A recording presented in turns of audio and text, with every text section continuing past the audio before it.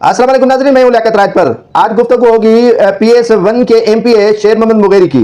वो एक स्कूल में गए और बच्चों को नए साल के तालीमी निसाब पढ़ाए और वहां पर पाकिस्तान जिंदाबाद, बिलावल भुट्टो जरदारी जिंदाबाद के नारे लगाए। बच्चों से ये नहीं पूछा शेर मोहम्मद मुगेरी साहब ने कि आपको इस साल किताब मिले हैं। सिंध के तालीमी बजट जो है वो 600 अरब है, उसमें बच्चों को किताब नहीं मिले। सिंध टेक्स्ट बुक बोर्ड बच्चों को किताब मुहैया करके नहीं दे और अरबों रुपए की बजट में स्कूल की इमारतें खस्ता हाल हो, बैठने के लिए बच्चों को बेंचेस न हो, तो कैसे ये नारा लगाया जाता है कि सीखेगा सिंध तो जीतेगा सिंध।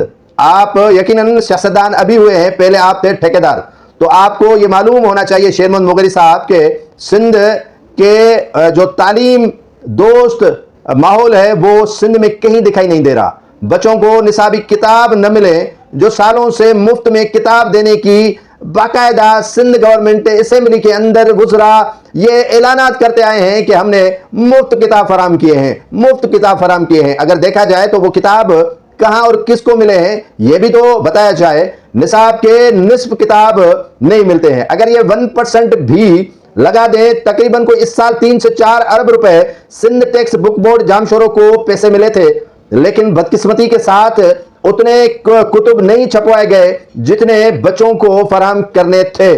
80 लाख भी अगर किताब छपवाए जाएं तो ये बच्चों को मिल सकते हैं। अगर 10 लाख भी छपवाए जाएं फिर भी बच्चों को मिल सकते हैं। लेकिन काम करे कौन?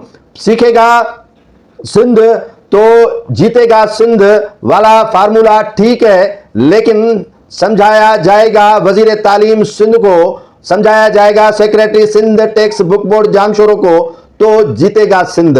तो ये बात शेर मोहम्मद मुगेरी साहब आप मेहरबानी करके अपने वजीर पर भी लागू करें कि आप बच्चों को नए साल के कुतुब फराम कर चुके हैं।